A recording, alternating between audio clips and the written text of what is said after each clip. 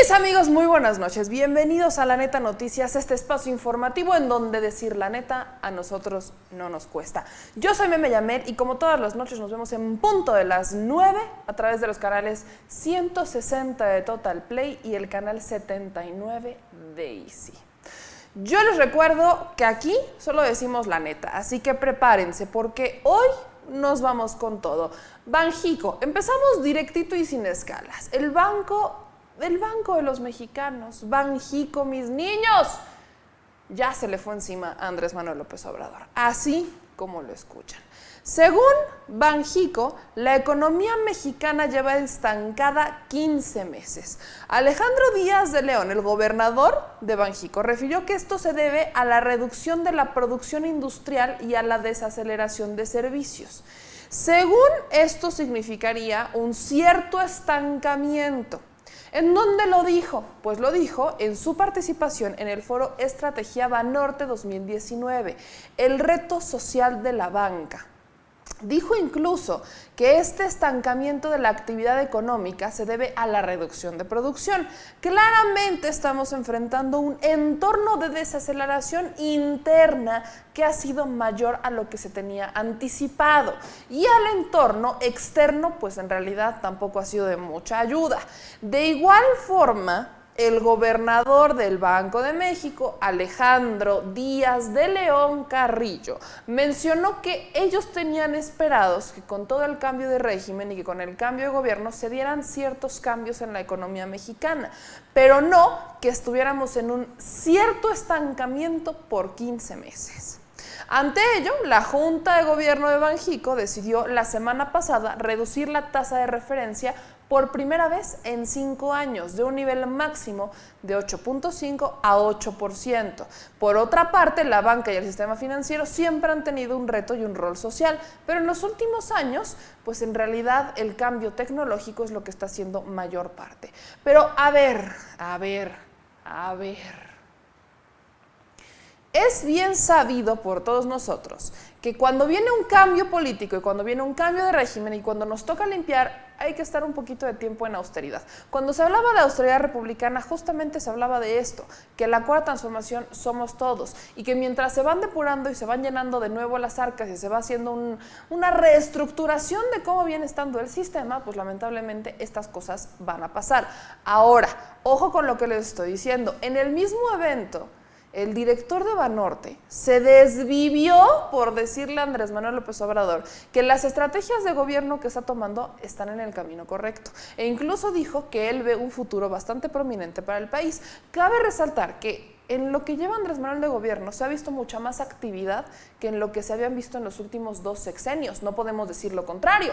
Hemos visto más actividad, hemos visto que se han dado más avances, que se han destrabado muchísimas cosas, más que nada en el tema judicial. En el sistema de justicia hay ciertas cosas que se están destrabando, pero en la materia económica, pues claro que hay una desaceleración porque muchos empresarios decidieron ponerse a hacer berrinches, en vez de ponerse a ver por el futuro de todos los mexicanos. Ante esta situación, en la mañanera, pues se le cuestionó a Andrés Manuel López Obrador qué es lo que opinaba de lo que había dicho pues el gobernador del Banco de México, y Andrés Manuel dijo que él respeta la autonomía del Banco de México, pero que además pues él va a dejar que ellos hagan su chamba. Veamos. Que sean los mexicanos los que juzguen, pero yo soy respetuoso de lo que diga el Banco de México y de la independencia del Banco de México, y no voy a pelearme con los funcionarios del Banco de México. No me voy a enganchar en un pleito con los del Banco de México, porque no quiero que vayan a utilizar esto para hacer una columna los periodistas conservadores, que le busquen por otro lado, pero no se las voy a poner fácil yo. Ahí está, amigos, pero ojo con lo que les estoy diciendo. Andrés Manuel López Obrador también ya precisó en la mañanera que ya es hora de dejar de hablar de los expresidentes. Ya se le dio mucho fuego a los expresidentes, ya hay que dejarlos justo en donde están, en el pasado y que ahora le toca a su gobierno pues dar los resultados que prometieron en campaña. Esta situación la complementa con lo que dijo justo en este mismo foro el día de ayer, porque en el foro dijo, a ver, ya estamos trabajando en contra de la corrupción y estamos trabajando en contra de todos estos saqueos al erario, o sea, la austeridad. Si tenemos controlado el tema de la corrupción y tenemos controlado el tema de la austeridad, o sea, que tengamos bien manejados nuestros gastos, vamos a poder hablar de financiamiento. Porque, ojo, Andrés Manuel López Obrador resalta, porque ahora sí resulta y resalta, que está tomando parte de lo que le corresponde. Y dijo que la asignatura pendiente de México es justamente el crecimiento económico.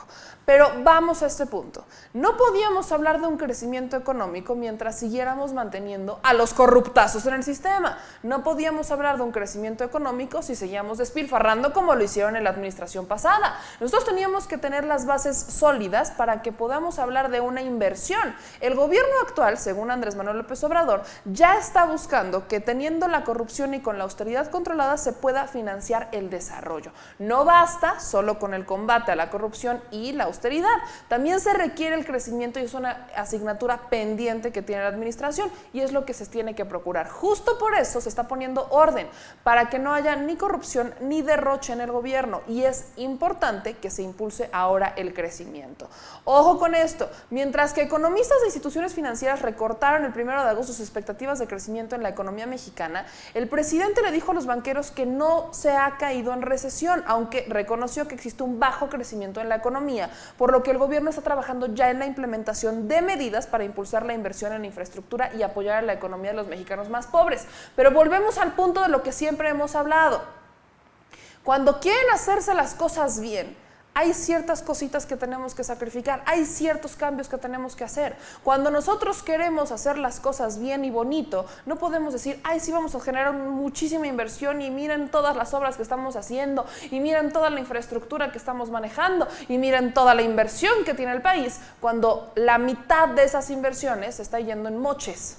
Cuando la mitad de esa lana se está yendo en publicidad para promover algo que no se hizo, cuando la mitad de los recursos se está destinando a los bolsillos de los funcionarios y no a la obra o a la inversión como tal. Es por eso que hay que entenderlo. Sí, Andrés Manuel reconoce que hay un bajo crecimiento económico, pero hay algo que no se había tomado en cuenta, que se conocía pero se quería tapar, y es la corrupción. Muchos de nosotros sabemos cómo es que la corrupción, e incluso las calificadoras han dicho una y otra vez que la corrupción es el factor por el cual México no es la potencia que tiene posibilidad de ser, pero nunca tomaron la corrupción como un factor para disminuirnos puntos, solo era una nota al calce. Ahora la corrupción tiene que ser combatida, se tiene que evitar la corrupción, y al evitar la corrupción y al evitar todos estos temas, lo que nosotros podemos generar es un desarrollo económico sustentable, un desarrollo económico que no se vaya a la mitad de lo que nos están invirtiendo en los moches, que el empresario tenga la certeza de que la lana que va a recibir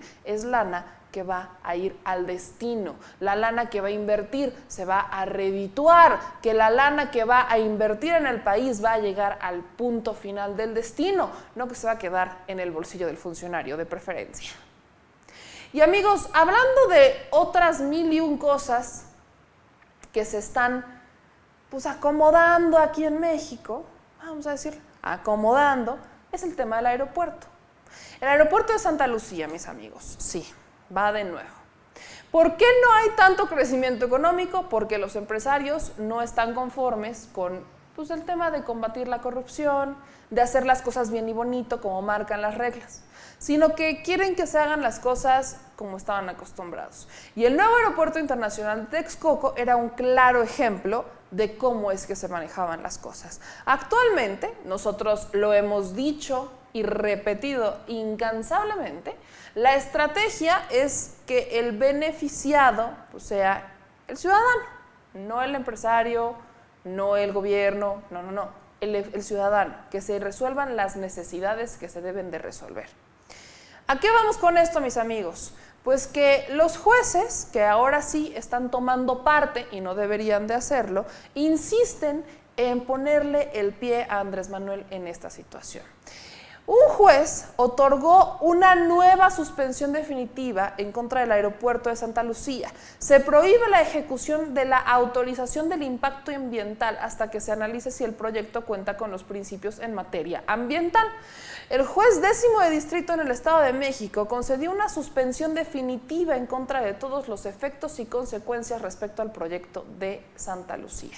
La resolución hace hincapié en que la propia autorización de Semarnat reconoce que con la ejecución del proyecto de Santa Lucía se ocasionarán daños y afectaciones al ecosistema actual de las regiones que impactará la obra aeroportuaria. Se señala también con esta nueva medida que se obtiene dicha organización, la construcción del aeropuerto Santa Lucía tendrá que esperar a que se emita una sentencia definitiva en el juicio de amparo, pues prohíbe la ejecución de la autorización de impacto ambiental. O sea, Semarnat emite una resolución con la que ya se podía construir el nuevo aeropuerto.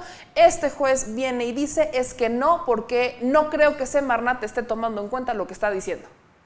Nada más. Un propio juez está diciendo que la Semarnat puede que no esté tomando en cuenta lo que está diciendo, entonces vamos a poner a suspender de nuevo de forma definitiva la construcción de Santa Lucía. Esa situación me recuerda mucho a lo que hicieron también los jueces con Vicente Fox, de meter mano, porque ojo, aquí son los tribunales estatales los que la están armando, ya ni siquiera es la Suprema Corte, son los tribunales estatales. Este es un tribunal del Estado de México, en el caso de Vicente Fox fue un tribunal del Estado. Entonces, ahí en el estado de Guanajuato, mis amigos, un tribunal decidió que el SAT no había adquirido las pruebas de forma legal con las que acreditaba la deuda de los impuestos de Vicente Fox. El SAT, que tiene todo en línea. El SAT, ojo. Entonces, son los tribunales los que están cometiendo actos de injusticia, así como lo escuchan, porque no se resisten a tener que recibir menos lana. No están conformes. Estos hombres en verdad deberían de cambiar el discurso. En vez de decirnos que a mayor cantidad de sueldo, más honorable y menos garantías tenemos de que sean corruptos, deberían de decirnos que tenemos que pagarles más para que dejen de ser injustos. Más o menos estos son los discursos que están manejando. Yo recuerdo todavía cómo es que en el tema, por ejemplo, de Rosario Robles, son los jueces los que están hablando de temas de injusticia, ¿no? En el tema de Rosario Robles teníamos como querían alegar que el juez encargado de Rosario Robles era el sobrino de Dolores Padierna y entonces querían involucrar aquí toda una dinámica de un triángulo amoroso, de cómo se acuerdan que Rosario andaba con Carlos Ahumada y entonces Carlos Ahumada venía ahí con la dinámica y Dolores Padierna por René Bejarano, que es su esposo. O sea, nos quieren hacer todo un embrollo con el tema de los jueces, que al final del día los únicos que sí quieren venganza son ellos. Los únicos que sí se están vengando son ellos. ¿Se acuerdan de la columna el día de ayer que publica Carlos Loret de Mola, ¿no? En donde dice, lo bueno es que no quiere venganza? Pues no, Andrés Manuel López Obrador está actuando conforme a derecho y conforme a las necesidades de los ciudadanos, conforme a esas necesidades que se les olvidaron a ustedes, a los que habían estado en el poder durante sexenios, durante años y años y años. Son a ustedes a los que se les olvidó. Ahora quieren volver a suspender esta obra. Y ojo, no es que nos pongamos a defender o no una obra, es que escuchen este argumento. Está diciendo el Tribunal del Estado de México que le van a echar para atrás el dictamen que otorga la Semarnat, que haya autorizada estas obras con ciertas condiciones, porque el tribunal considera que la Semarnat no se está haciendo caso. O sea, que la Semarnat no está respetando los mismos términos ambientales, entonces no le pueden hacer dictamen a Semarnat, a la encargada de emitirlos. Así las incongruencias en este mundo, señores. Así las incongruencias, nada más para que lo entiendan, nada más para que sepamos. Así estamos las incongruencias. El tribunal actualmente es juez y parte.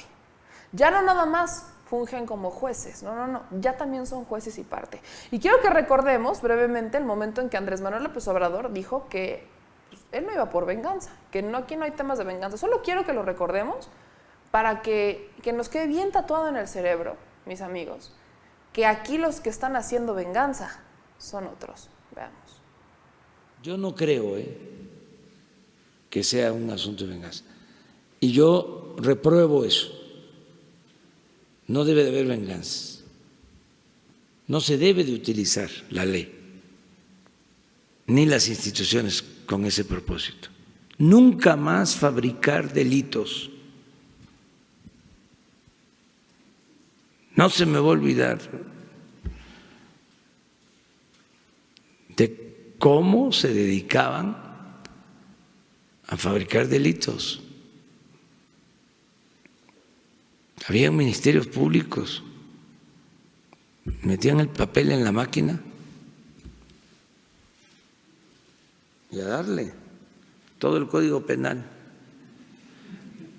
Sacaban el papel y fírmale.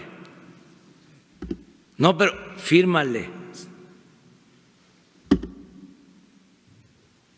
Eso no. Nunca más fabricar delito a nadie. ¿Ven? ¿Quién es el vengativo? ¿Quiénes son los vengativos? ¿Quiénes son los que no quieren aceptar que México necesita que todos le pongamos de nuestra parte? Díganme, de verdad, díganme, ¿quién es el que lo tiene que aceptar? Porque yo hasta este momento no estoy viendo la injusticia del lado que se supone pregonan. Y para rematar, porque claro, hay que rematar justamente este bonito y distinguido noticiero, mis amigos, hay que empezar a hablar de lo que los medios callan. Siempre lo hacemos porque, bueno, este es el espacio donde decimos las netas o no producer.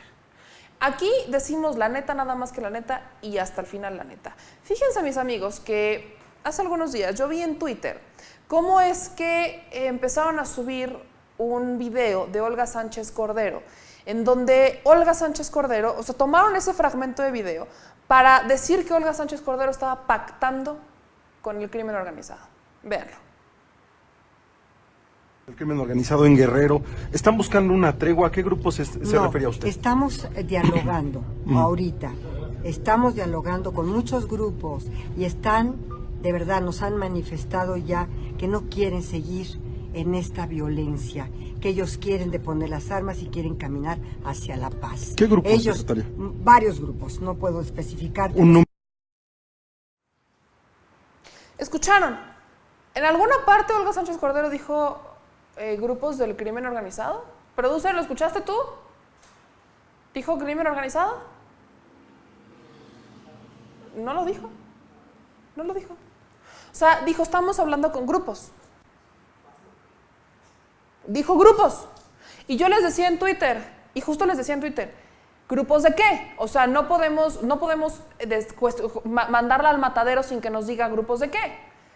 Estaba en Guerrero y dijo, estamos hablando con grupos. La delincuencia aquí está cañona prácticamente. ¿Con qué grupos habla? Con grupos. No les puedo decir con qué grupos. ¿Con qué grupos? No les puedo decir con qué grupos.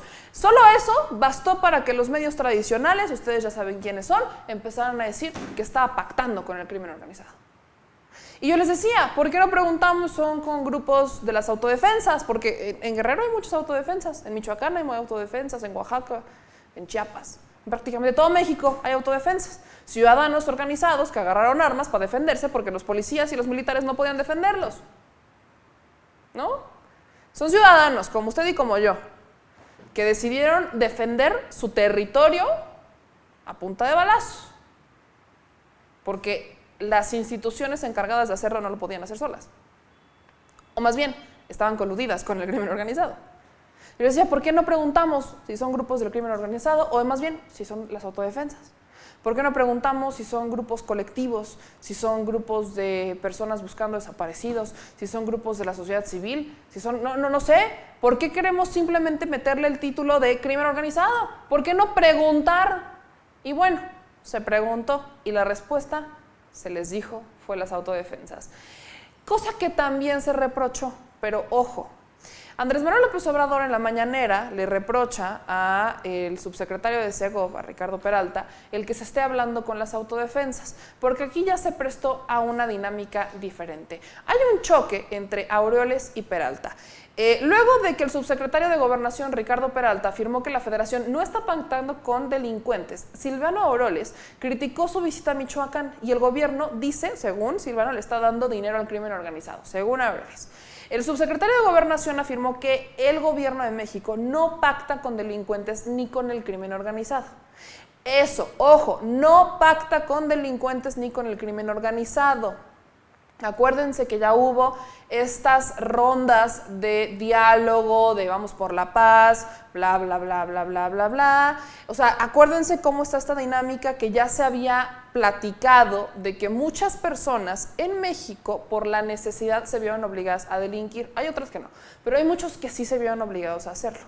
El martes, Olga Sánchez Cordero señaló que funcionarios de la Segov, o sea, haciendo referencia a este tema, se reunieron en zonas de Guerrero, Tamaulipas y la Huacana, o sea, en Michoacán, con grupos que se han estado combatiendo unas contra otros y ahora expresan su intención de desarmarse. Ahí hablábamos de los grupos de las autodefensas, que todo el mundo los saca como grupos del crimen organizado, y hay que entender qué son las autodefensas.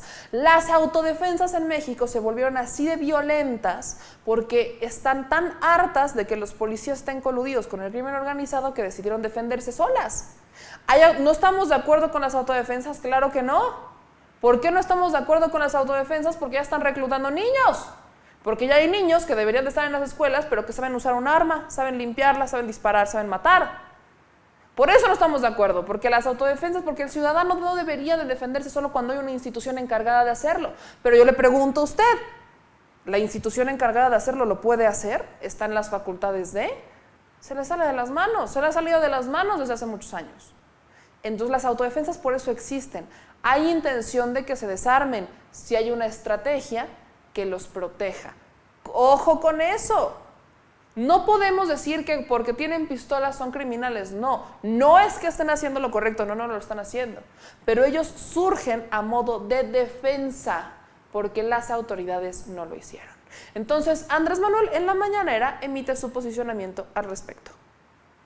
Consideraba conveniente, que incluso pienso que fue un error el promover estos grupos, porque fueron en algunos casos, en la mayoría de los casos, auspiciados por el mismo gobierno. Creo que eso no corresponde a lo que establece la Constitución, no tiene que ver con un auténtico Estado de Derecho. Quien tiene que garantizar la seguridad de los ciudadanos es el Estado. No pueden haber grupos ilegales haciendo funciones de seguridad pública. Eso no debe de permitirse. Eso demuestra una incapacidad del Estado para atender la demanda de seguridad, que es fundamental garantizar a todos los ciudadanos. Es un incumplimiento al deber del Estado y nosotros no vamos a incumplir con nuestras responsabilidades legales. Entonces, no vamos a fomentar esas actividades.